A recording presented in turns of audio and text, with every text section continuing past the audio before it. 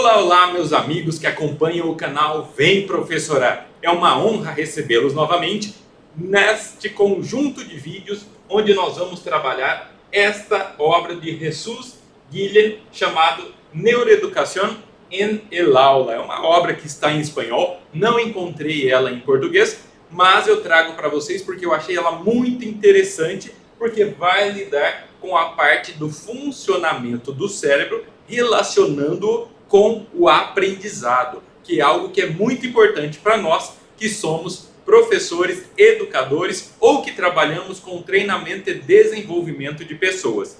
Mas antes, vamos conhecer quem é o autor. Jesus Guillen, ele é professor na pós-graduação em neuroeducação da Universidade de Barcelona. Então, ele é alguém que é bastante importante dentro da área da neuroeducação.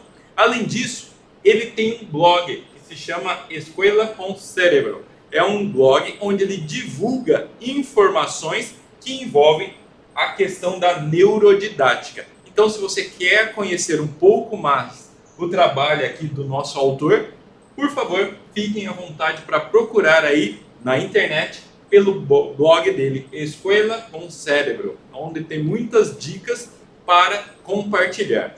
E se a nossa perspectiva aqui é entender um pouco melhor o funcionamento do cérebro e relacioná-lo com a educação, nada melhor nós entendermos o que é a chamada neuroeducação.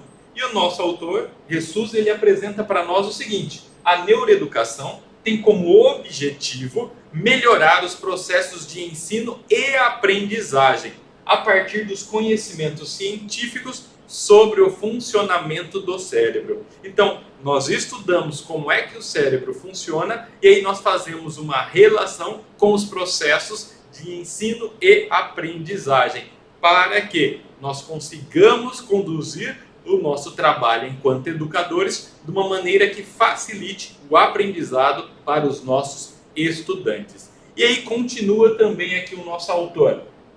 Com a neuroeducação, a questão é saber quais intervenções incidem de forma positiva sobre o aprendizado e suas razões, para poder implementá-las. Então, conhecendo aquilo que funciona, nós podemos buscar aplicá-la dentro do nosso dia a dia em sala de aula.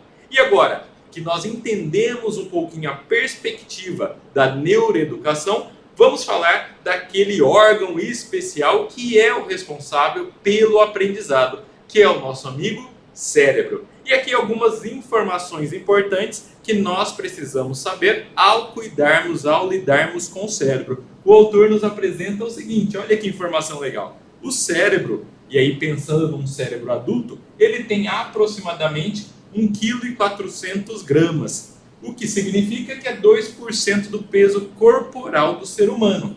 Mas ele trabalha tanto que ele consome 20% de toda a energia que a gente consome.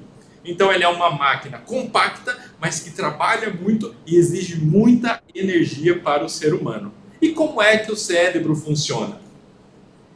O cérebro, nosso amigo cérebro, ele possui milhões de neurônios. O que são neurônios? São células que se comunicam entre si por impulsos nervosos, chamadas de sinapse. Então, dentro do nosso cérebro, nós temos muitos neurônios que se comunicam. E ao se comunicar, esse processo se chama sinapse.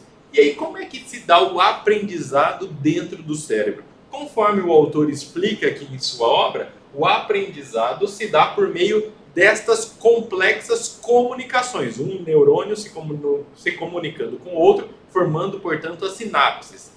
Ou seja, dessas comunicações complexas que são liberadas entre os neurônios, os neurotransmissores com a dopamina. O aprendizado, vou ler de novo aqui, o aprendizado se dá por meio destas complexas comunicações neurais e das substâncias químicas liberadas entre os neurônios, os neurotransmissores, como a dopamina.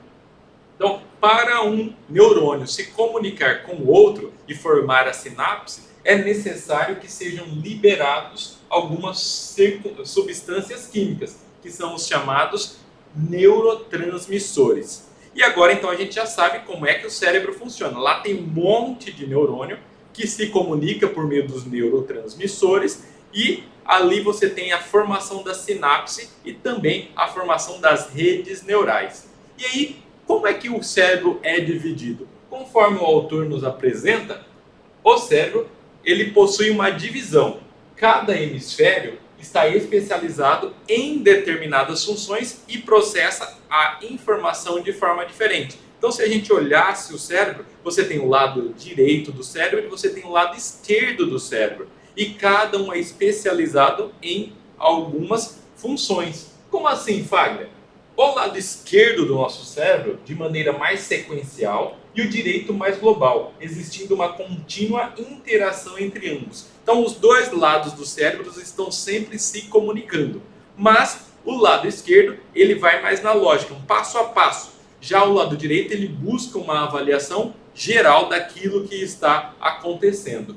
Além disso, olha que interessante, cada hemisfério, então direito e esquerdo, se divide em 4 lóbulos. Nós temos o lóbulo occipital, lóbulo temporal, lóbulo parietal e também o lóbulo frontal. Para a gente ficar mais fácil aqui de entender, eu trago essa imagem aqui para nós, né?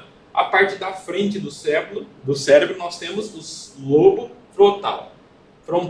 Depois nós temos o lobo parietal, lobo occipital e o lobo temporal. Então aqui nós temos as 4 grandes divisões que cada hemisfério tem, seja direito ou seja esquerdo. Agora vamos entender um pouquinho a função de cada um dos lobos aqui.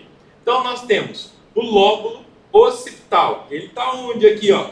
Ele é essa partezinha de trás aqui. Ele se ocupa principalmente do processamento visual. Então aquelas imagens que nós captamos através dos nossos olhos vai ser trabalhada aqui no lobo occipital, ou lóbulo occipital. Temos também o chamado lóbulo temporal. Qual que é o papel dele? Onde ele está? É nessa parte de baixo, aqui, verdinha aqui da nossa imagem. Ele se encarrega do processamento auditivo e contém também o hipocampo, que é uma região que atua nos processos de consolidação da memória. Então, se nós estamos falando de aprendizagem, uma vez que a gente apreende alguma coisa, quando a gente aprende alguma coisa, é necessário que essa informação fique gravada no nosso cérebro. E conforme o autor nos apresenta aqui, é dentro do hipocampo que essa informação é consolidada. Depois nós temos também o lóbulo parietal. Onde que ele está? Essa partezinha aqui do cérebro, na parte mais para cima aqui. Ele é decisivo para a integração da informação sensorial, aquilo que nós sentimos pelos sentidos, e orientação espacial. Então, quem nos ajuda a olhar, a se situar, é a parte aqui do lóbulo parietal. E, por fim, temos também o lóbulo frontal, que desperta maior interesse educativo, porque atua nas funções motoras e executivas.